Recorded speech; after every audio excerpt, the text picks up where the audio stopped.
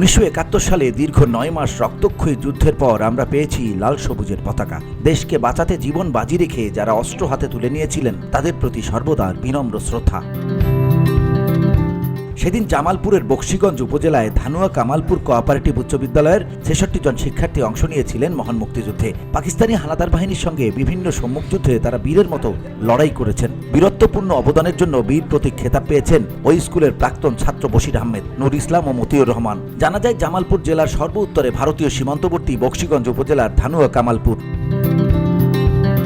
কামালপুরের পাশেই ভারতের মেঘালয় রাজ্যের মহেন্দ্রগঞ্জ। মহান মুক্তিযুদ্ধে 11 নম্বর সেক্টরের সদর দপ্তর ছিল ভারতের মেঘালয় রাজ্যের এই মহেন্দ্রগঞ্জে। কৌশলগত কারণে ধানুয়া কামালপুর ছিল পাক হানাদার বাহিনী ও মিত্র বাহিনীর গুরুত্বপূর্ণ স্থান, যে কারণে কামালপুরে ঘাঁটি গেড়েছিল পাকিস্তানি বাহিনী। কামালপুর দখলে নিতে রক্তক্ষয়ী যুদ্ধ সংগঠিত হয়। সম্মুখ যুদ্ধে পা হারান কর্নেল আবু তাহের, শহীদ হন ক্যাপ্টেন সালাউদ্দিন মমতাজ সহ শতাধিক বীর যোদ্ধা।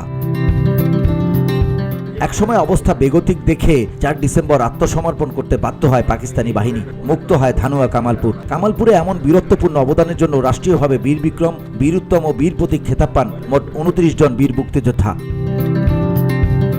1971 সালের এই সময়টার বিভিন্ন সেক্টর ও সাবসেক্টরে ভাগ করা হয় পুরো দেশকে। মুক্তিযুদ্ধের 11 নম্বর সেক্টরের বিভিন্ন কোম্পানিতে মুক্তিযোদ্ধা নিয়োগ চলছে এমন খবর চলে আসে 1964 সালে প্রতিষ্ঠিত ধানুয়া কামালপুর কোঅপারেটিভ উচ্চ বিদ্যালয়ে। বিদ্যালয়ের নবম ও দশম শ্রেণীর শিক্ষার্থীরা নাম লেখাতে শুরু করেন মুক্তিযোদ্ধা হিসেবে। একে একে 66 জন শিক্ষার্থী মুক্তিযুদ্ধে অংশগ্রহণের জন্য প্রশিক্ষণ নিতে ছুটে যান ভারতের মহেন্দ্রগঞ্জে। প্রশিক্ষণ নিয়েই তারা ঝাঁপিয়ে পড়েন শত্রু বাহিনীর উপর। দীর্ঘ 9 মাস বীরের মতো লড়াই করে ছিনিয়ে আনেন লাল সবুজের পতাকা। বীর মুক্তিযোদ্ধা আমিনুল ইসলাম জানান, ধানুয়া কামালপুর কোঅপারেটিভ উচ্চ বিদ্যালয়ে আমি তখন নবম শ্রেণীর ছাত্র ছিলাম। দেশের পরিস্থিতি আমরা বুঝে গিয়েছি। তখন স্বাধীনতার ডাক আমাদের কাছেও পৌঁছে গেছে। গ্রামাঞ্চল হলেও নানা মাধ্যমে বিভিন্ন এলাকায় মুক্তিযুদ্ধের খবর পাচ্ছিলাম। আর ওপাশেই ভারতের মহেন্দ্রগঞ্জ। সেখানে গিয়ে দেখতাম যুদ্ধের প্রস্তুতি চলছে। আমাদের বয়সী অনেকেই যুদ্ধে যাচ্ছে। নিজেকে ঘরে রাখা কঠিন হয়ে গেল। চলে গেলাম মুক্তিযুদ্ধে। আমাদের স্কুলের ৬৬ জন ছাত্র মহান মুক্তিযুদ্ধে অংশ নেই। VOD Bangla news desk.